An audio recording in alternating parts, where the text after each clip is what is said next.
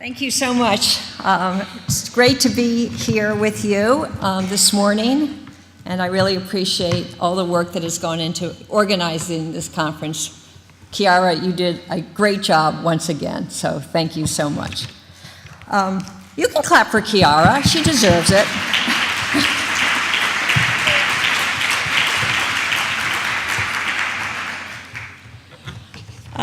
Dr. Veronese created this conference because he wanted to build support for science, for the culture of careful analysis, for the appreciation of reason. He believed in the scientific method, to recognize how much we don't know, to examine the facts, weigh the evidence, and always search for a theory that actually makes sense. As we heard yesterday, he was a superb doctor. He operated on thousands of women who suffered from breast cancer. He knew intimately that scientific breakthroughs led to longer and healthier lives. And as Secretary of Health, I'd like to point that out because he also knew the value of politics. He helped to lead the effort to stop smoking in restaurants. He made a compelling case to do this because science, medicine, and economics all converged to point to a single truth: prevention of lung cancer and the complications of smoking saved the Italian economy millions and billions of dollars in healthcare savings in the future. I remember when he tried to do this that many around the world doubted that this could happen in Italy. Actually, so many of us remember Italians smoking. But Dr. Veronese persisted. Then those naysayers didn't know Umberto. His faith, his force of personality, and his use of science and objective data prevailed. Still, as Dr. Veronese knew, those who believe in science must be ever vigilant and be prepared to fight false statements, deceptions, and lies. This is a particular fragile moment. The United States government is silencing scientists, is doing this by withholding budgets and by promoting fake science as real science. There are fights over the efficacy of vaccines and over climate change as just two examples. One of the top Republican pundits blames the Hurricane Harvey not on climate change, but on the fact that the former mayor of Houston was gay. Good translation. The United States has pulled out from the Paris Climate Pact. President Trump has issued an executive order telling the EPA to ignore the cost of carbon pollution, and his budget slashes funds for EPA, for NOAA, for NASA Earth science missions. Climate change is perhaps the best example of a science issue that is most highly politicized. Poll after poll shows that those who believe that climate change is real and caused by human activity are on one side of the political spectrum, and those who don't are on the other side. The vaccine issue is another matter. Not quite as politicized. In fact, many Americans believe the benefits of vaccines outweigh the risks. The problem for all of us is that those who are not driven by objective data can sometimes be outshouted by the loudest voices in the room. And in communities not given to questioning or probing and seeking truth, those loud voices prevail. What's perhaps even more jarring is the absolute certainty with which those who are driven by political ideology hold those beliefs. Here's a somewhat amusing and weird example. A quick survey was reported in the political journal Foreign Affairs. The question posed to Democrats and Republicans was simple: should the United States bomb Agrabah? Something like 53% of Republicans said absolutely yes, and 47% of Democrats said absolutely no. The views of both groups were firm and unwavering. The problem, of course, is that Agrabah doesn't exist. For those of you who know Disney, Agrabah is the fictitious home of Aladdin. You see how firmly people responded with no basis in fact. We all bring our biases into our belief systems, and when it comes to science, these biases can take their toll. Firmly held but misguided beliefs in science are a danger to societies and to democracies. Thomas Jefferson said, "Where the people are well informed, they can be trusted with their own government."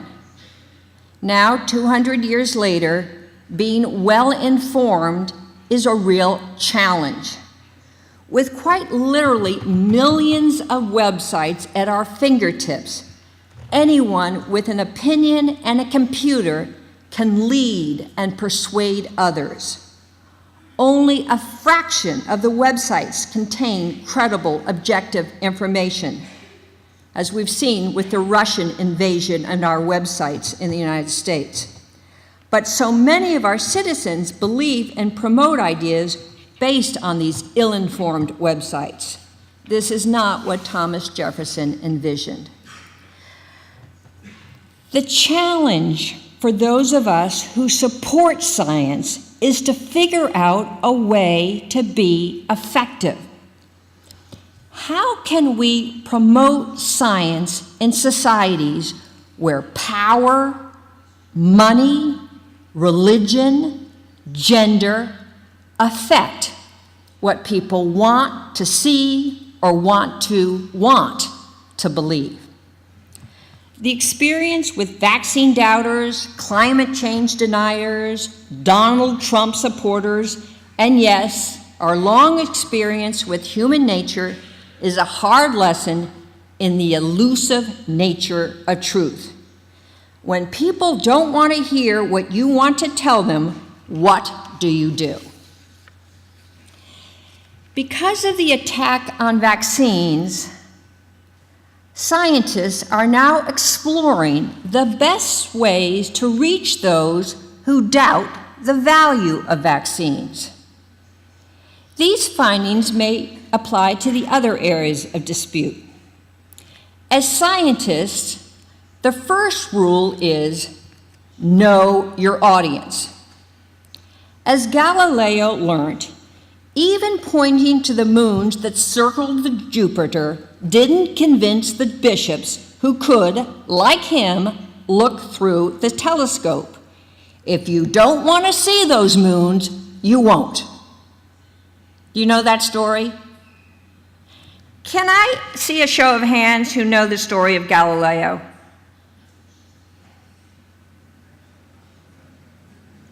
That's good. I just like to know if anybody can follow what I'm saying. The good thing is the students of Italy know the story of Galileo. Well done. As the American writer Upton Sinclair said, this is a really astute quote, "It is difficult to get a person to understand something when his salary depends on his not understanding it."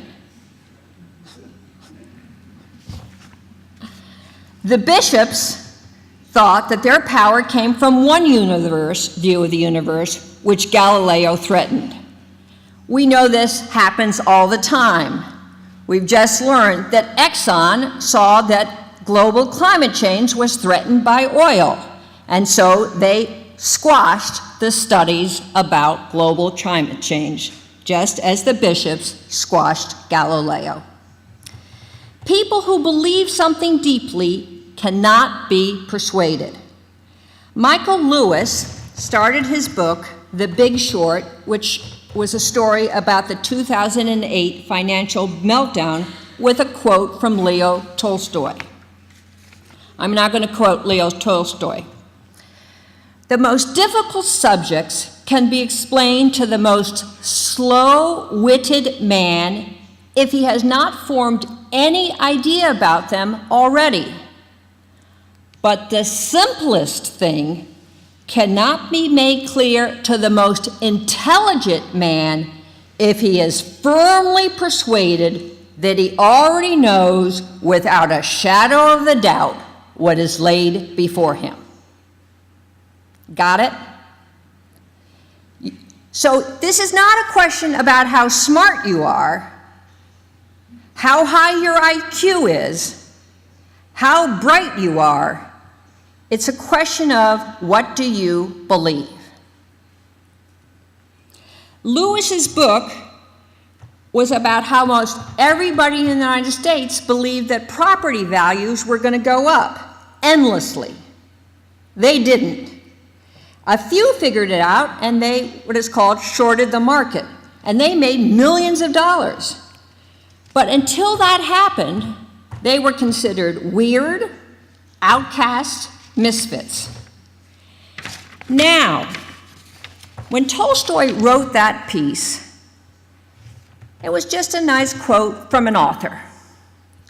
Studies have shown him to be absolutely correct.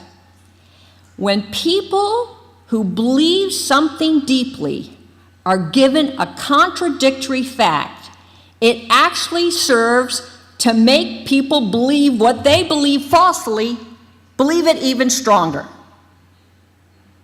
Isn't that weird? You can say, yes, it's weird. It's totally bizarre. It happens to be true, but it is weird nonetheless. So the question is, what do you do about that? Some of you can give up, which is actually going to be part of my message. But one of the things you can do is try to figure out, how do you reach people? I was reminiscing recently with a friend who helped to put AIDS on the agenda at the State Department. This was before the PEPFAR program. And she wanted the Secretary of State to speak about AIDS as a foreign policy issue. Each of our ambassadors should talk about them as well, about the priority for the United States to talk about AIDS. But it took a year of persuading, because the two priorities for the State Department are economics and defense, and AIDS did not seem to fit.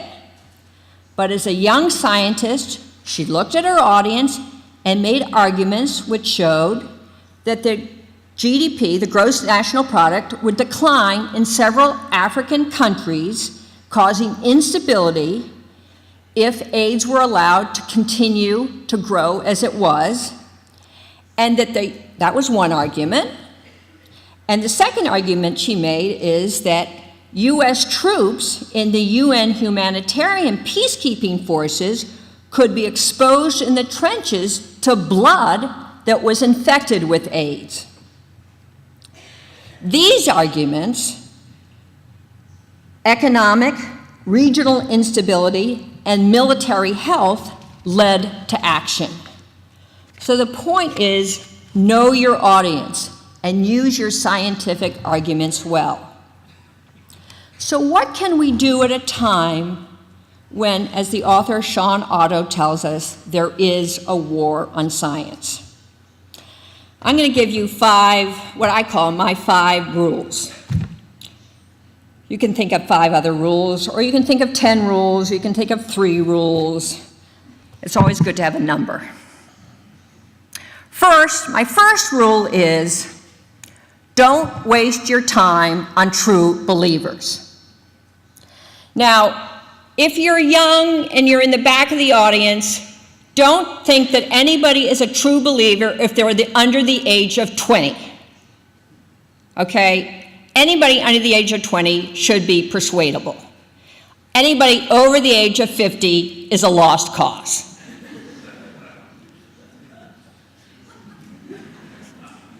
That includes me. Okay? It really is. I can go into that in greater detail. In politics, we have a view. If they already have a bumper sticker for the candidate that you're running against, don't try to spend any time with them, okay? Second, concentrate on the persuadables and those who have a financial interest in knowing the truth. Luckily, not everyone is closed-minded. For instance, in the case of vaccines, some people, and this is based on studies, can be persuaded by pictures of children who got sick because they have not been vaccinated. Others have been persuaded by arguments that by not vaccinating your child, you're hurting vulnerable children, babies, for instance, who are too young not to get vaccinated. It also helps if the doctor simply says, I won't treat you unless you get vaccinated. Threats. Some people call that the nudge approach. I call it threats. But these are things that you can do.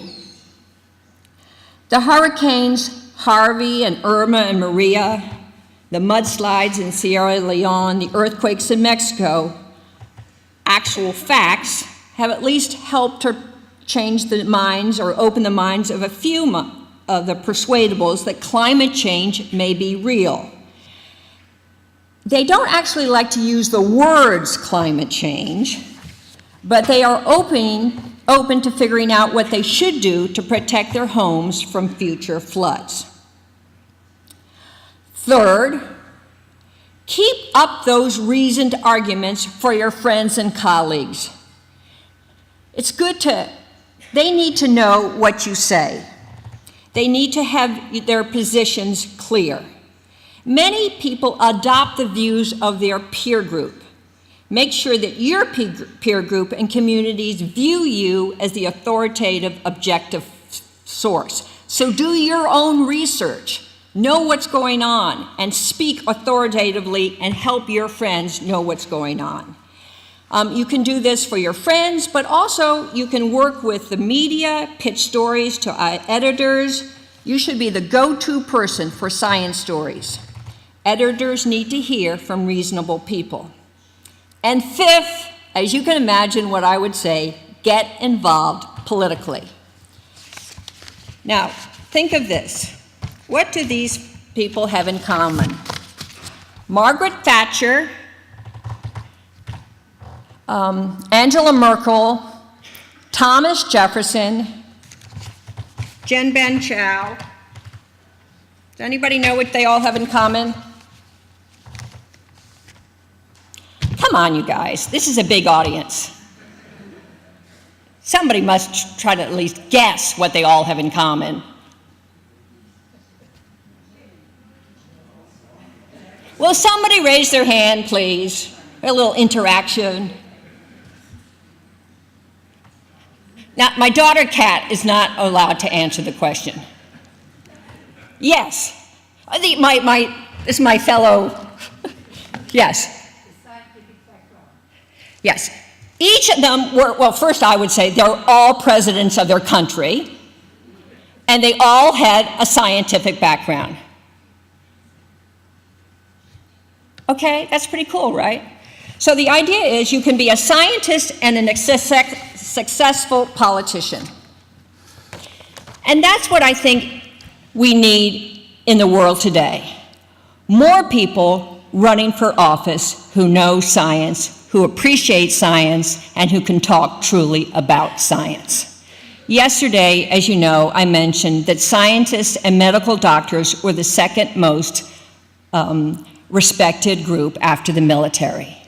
So each of you are here to hear about science, but you can also understand that you're in a political world. As Aristotle said, man is a political animal. I would include women.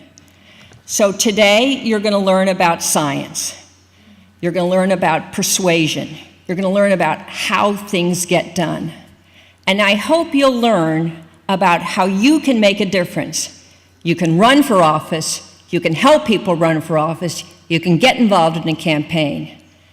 After all, if you don't do it, who will? Good luck, and God bless you.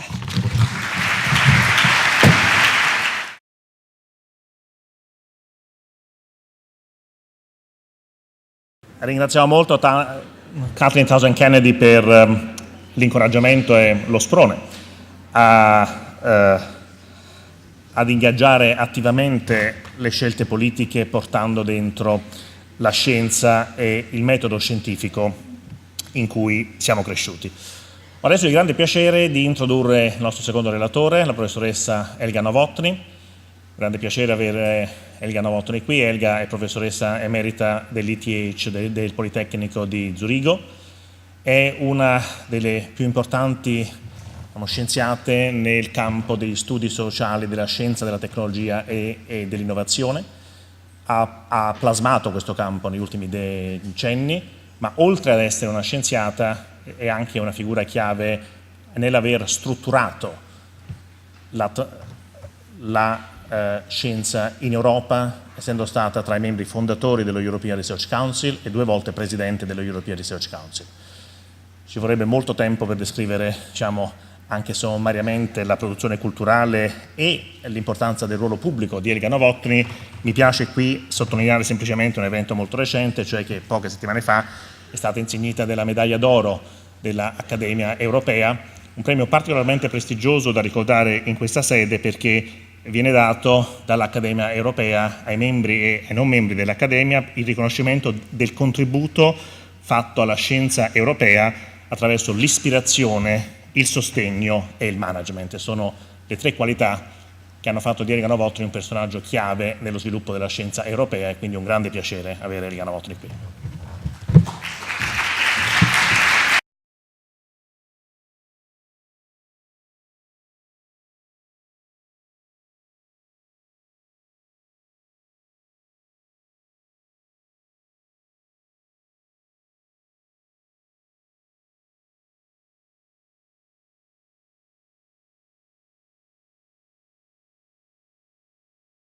And listen to the values of science. And I would like to take you to the value of science in the age of alternative facts. This is what we have witnessed in the past months or very recently. And many of us in the scientific community rightly feel, and you have heard also Kathleen speaking about it, that science is under attack. But let's pause for a moment and let's think of science as being part of society. And whenever society, democracy, is under attack, science suffers. So instead of thinking just that we have to defend ourselves, let's also see the bigger picture. And let's see science and scientists as what has been attacked, namely, we are part of the elites that have come under attack because the elites are being accused of having left the people, namely what the populists call the people, behind. So, what are these fake news and alternative facts if we compare them to history? I have a friend, a historian, Italian. Like many talented Italian, he works outside of Italy. And he is currently researching the archives of the Medici period, where he's looking at the deliberately fake news that were circulated among the cancelleria of the various courts. So this is just one example of many that fake news have been part of history, have been part of the way how political power have tried to maintain their power. But what is new indeed is that nowadays we have this enormous repercussion through the social media. It's not just the speed, it's what is behind the speed and the reach of fake news. These are the algorithms. As some of you know, whenever you press a like button, whatever you like, is met by the algorithm on top of the list. And this opens the door to fake news in an automatic way, and this is why this is such a dangerous threat that now is beginning to undermine the way how our democracies work. Then we have confirmation bias. Kathleen has already alluded to that. We have cyber fragmentation in society, bubbles in which people live who only look at like-minded Twitters, like-minded Facebook and bloggers. And then comes something that is very dear to our hearts, namely science has the facts.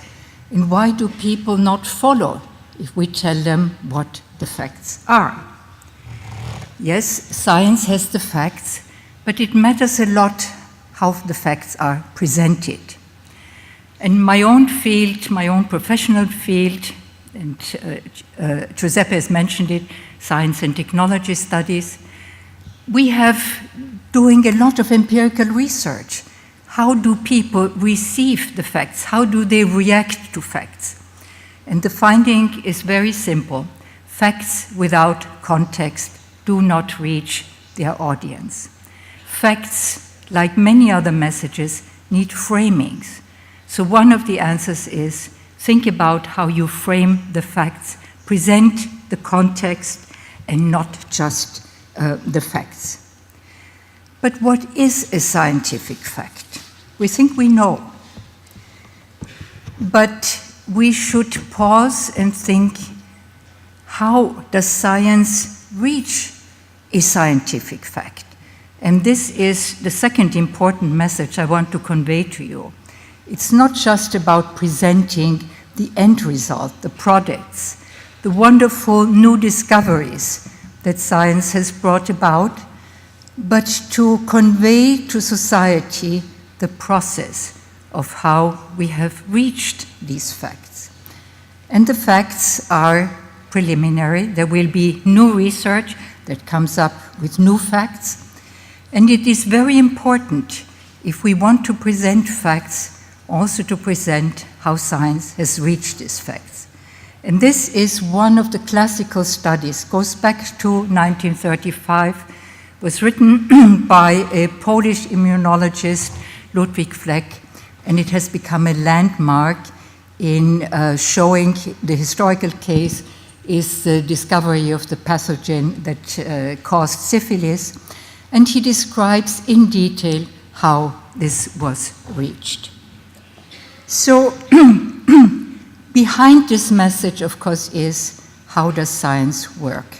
And unless we convey to society how science works, facts alone will never be enough. But how science works, and we know it works, are some conditions under which science can work. And if these conditions are not present, science will be very mediocre or it will not work at all. And what I call the value of science, one of the first conditions is to have scientific autonomy and also the mobility of scientists to move wherever they want to go. And this goes back to the very origin of modern science. And this was the fight against the two authorities of the day, beginning in the 16th century here in Italy, progressing in the 17th century further north. On the picture here, you see the Royal Society in London, one of the many scientific societies in Europe. And these were places where scientists could follow their curiosity, their passion. They had free inquiry. But mind you, there's a famous charter of the Royal Society going back to its beginning that said what scientists were allowed to do. They could correspond with other academies without censorship. They could dissect corpses, which otherwise was forbidden. But, and this was the political condition of this contract, they should not meddle in politics. So this Autonomy of science is always a relative and precarious autonomy, but without it, science will not thrive. So the value of science is based on a societal condition that allows free inquiry. Now, what I call this autonomy of science, it's under threat now if we look to countries like Turkey, where many universities members have been imprisoned. We can think of what is happening in Hungary right now, where one of the best universities of the country, the Central European University, has come under attack by the government and may be forced to close, and many other places. But it's also happening, or it happened in the United States. Albert Einstein famously wrote a public letter in November '54. I read it for those who sit in the back of the room. Einstein wrote, "I would rather choose to be a plumber or a peddler in the hope to find that modest degree of independence still available under present circumstances." The present circumstances under the day was the McCarthy era and the investigations of scientists that came under the suspicion of having communist leanings. Now, the nice thing about this letter was a response that Einstein received from a plumber. And this was Mr. Stanley. Mr. Stanley wrote back a letter and said, "Dear Professor Einstein, I have always admired you. I always wanted to be a scholar. If you want to be a plumber, let's set up a firm, the Stanley Einstein Plumber Company." So this is part of the way how scientists can react. Many scientists around the world participated in the march of science, but it means get the public on board, just like Einstein was able to get the plumber on board. The value of science, too, is based on the very deep-seated belief that has lasted in every scientist until this day, namely what Abraham Flexner called the usefulness of useless knowledge.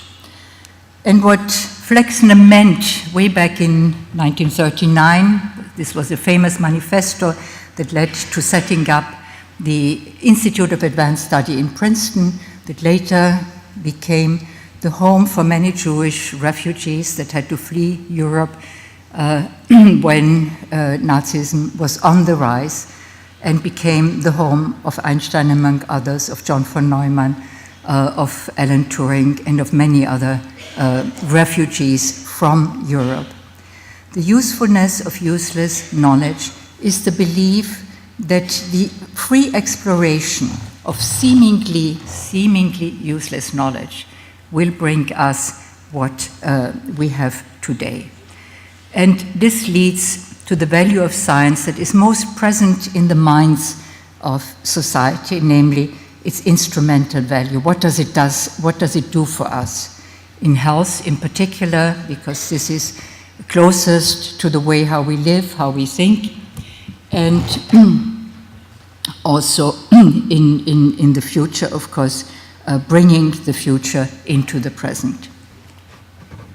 Now, how science works and how this value of science is being executed, there's a price to be paid, and the price is uncertainty. It's a price that scientists very voluntarily pay, because it means reaching out to territories of the unknown, moving like the sailors, and here in Italy you have many miles and kilometers of coast, and you had many sailors moving out from Geneva, for instance, to discover what turned out to be another continent. And this uncertainty is part of the way how research is being done. Basic research is always a voyage into the uncertain. But there is the hope behind, there is the thriving behind, the drive behind, that something that we don't even know that it exists may and will be discovered. Now, very often these days, the innovation imperative is not far from whatever scientists do. We hear it from politicians almost on a daily basis: innovate, innovate, innovate. And for politicians, innovation has become a kind of magic mantra. If only we will innovate, all our problems will disappear. But if we look how scientific technological breakthroughs are actually achieved, we find they cannot be planned, because basic research, the exploration of the unknown, does not even know what is to be found. Then we have the role of serendipity, and serendipity is a very strong ally of every practicing scientist. It means in your work, in your experimental work, you come across a phenomenon, you come across something unexpected that you have not been looking for. This is one side of it, but there is a second side which is at least as important. You have to recognize that this is something that is significant. And if these two things come together, serendipity is a wonderful guide in making the next steps in discovering what is not known and in reaching a breakthrough.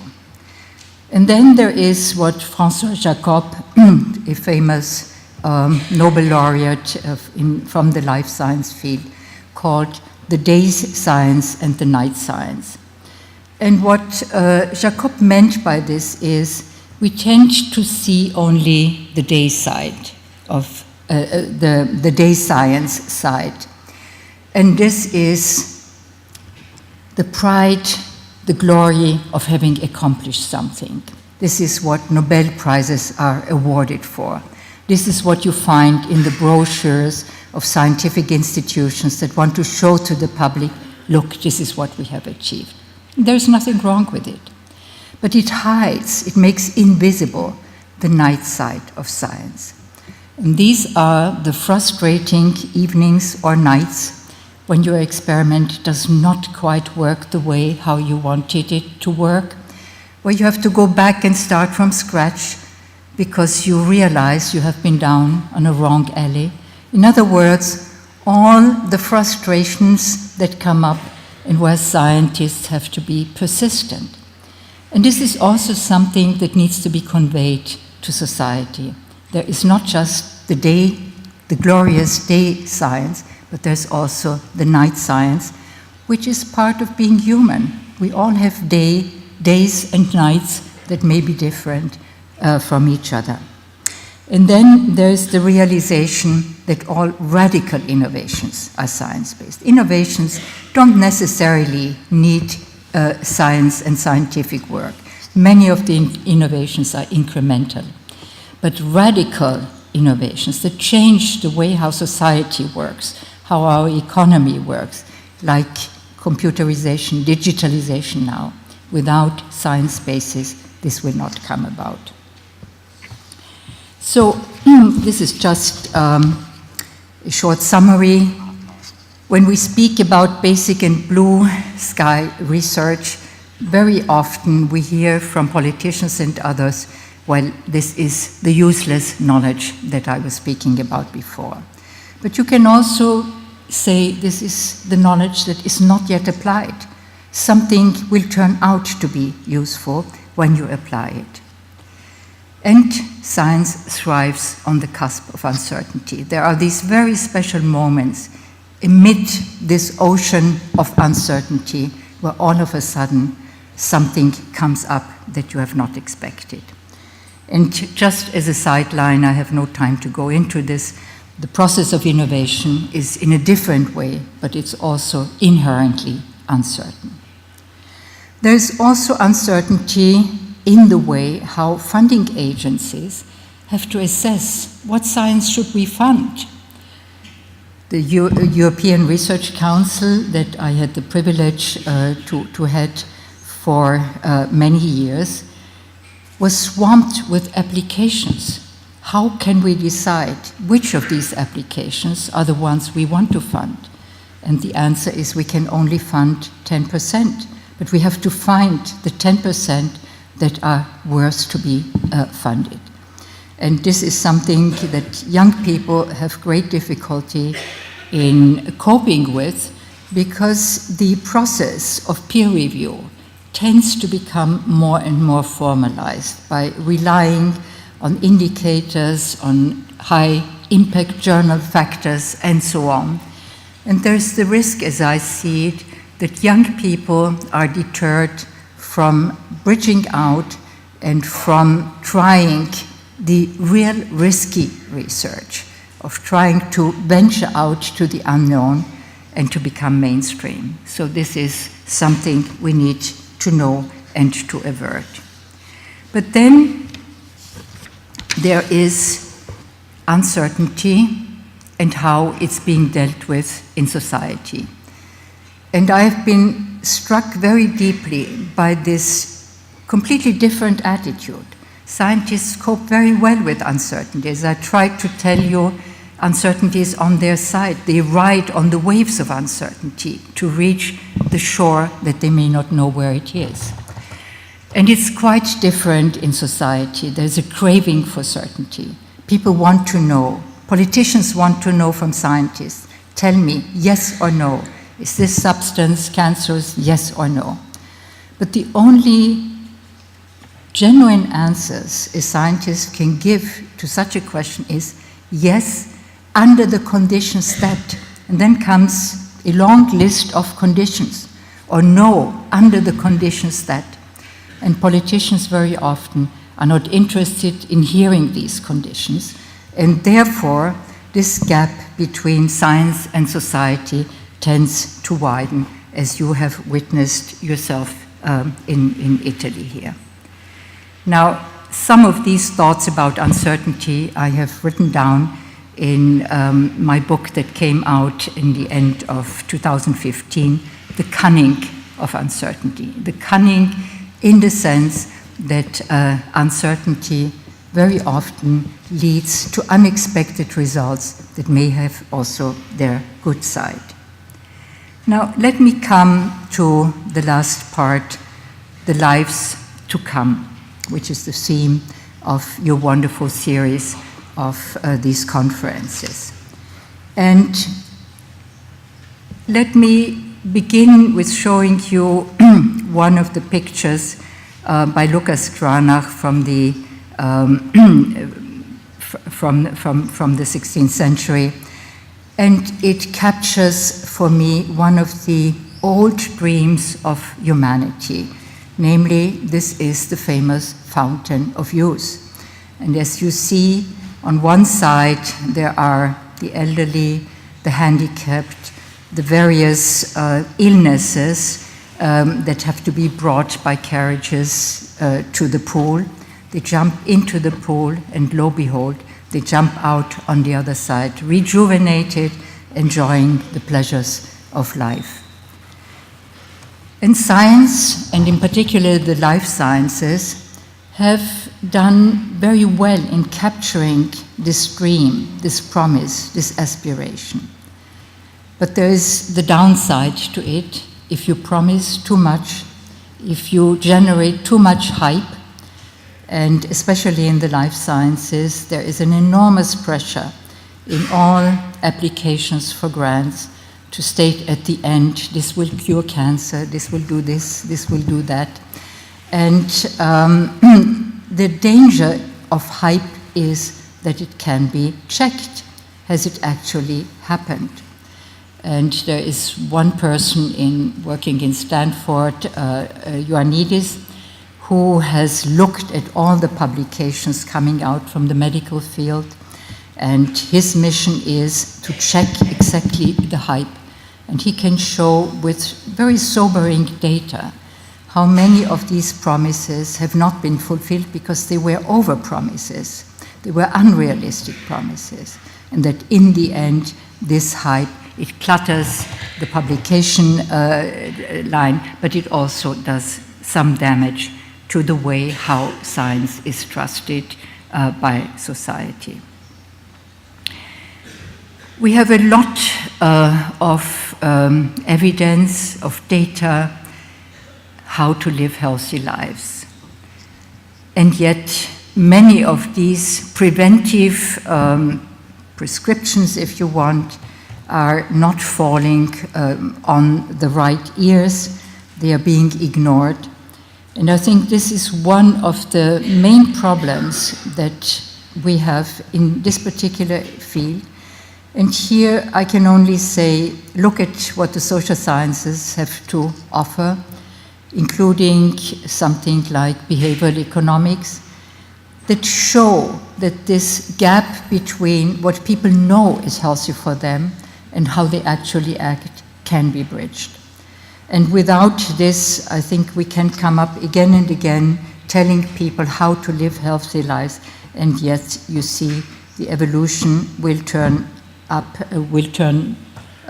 to obesity spreading everywhere. But then there is yet another challenge for the lives to come. And these are the inequalities in society. There are many studies that have linked health, the outcome of health, to poverty, to the way how children grow up, not just in the developing world, but also in the Western developed world. And I have been associated with a recent initiative which is called the International Pandal on Social Progress.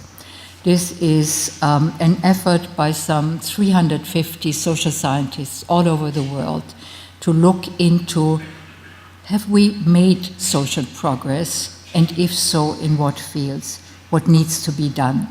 And I think addressing the inequalities in society is a precondition if we want to have healthy lives to come for all and not only for a few. Now, as I said, the future is uncertain. And whatever we do in terms of predictions, and there are many studies, if you look at what the European Commission, but also many think tanks pour out, it's one study after the other about the world in 2030, 2040, 2050. And looking backwards, we realize how far off many of the predictions that have been done earlier, how far off the target they were. And this is not so surprising. It's very difficult to predict the future, if not impossible, because the complexity is enormous. But science brings the future into the present. It's our best way of bringing part of the future into the present, where it can still be shaped, to some extent at least. And this raises the question that I think also Giuseppe will tackle. How well prepared are we for the time of algorithms? I mentioned at the very beginning the role that algorithms play in the way how hate speech can turn up in the internet. Algorithms are everywhere. Algorithms are behind automation. That's the easy part, but they're also behind deep learning. They learn, and they learn faster than humans. When recently the best Go players of the world were defeated by an AI, an artificial intelligent algorithm, it turned out that the real reason for the defeat was that the algorithm was learning faster than humans of its own mistakes. It concentrated on the mistakes it had made while playing, and was able to correct it. How well prepared are we for this? Deep learning has entered the field of the neurosciences, and it will be part of the digitalization of life. So I want to end by a plea taking you back to the uncertainty that many of us feel is making us uneasy, threatening, by reminding you nothing is worse than fear, because fear closes the future. Fear narrows the perspective and the outlook you have on the world. And instead, to what I call embracing uncertainty, taking uncertainty to be your ally and learning how to navigate it. Values are guidelines, but values are not immutable. If we speak of the usefulness of useless knowledge, there are new questions that Abraham Flexner did not have to answer in the 1940s. Today, we have to say, who defines usefulness? Useful knowledge for whom? How will the usefulness of knowledge that we have reach those that need it most? These are questions that tend to give a different context, that tend to guide and change the guidelines of our values. But above all, it's about you, the younger audience here. It's a truism to say you embody the future. You're part of the future society through the ways, not only what you have learned in schools, what you are learning at the university, but your outlook. And here I would say it's our obligation to support you in every way we can, but above all, to encourage you to become what I call competent rebels. Rebels means you have the courage to stand up and to question what the older generations, be it scientists, be it your parents, be it politicians, be it whoever, are telling you how the world is and how it should function. Have the self-confidence to give answers on your own. But in order to do that, you also need competence. Thank you very much.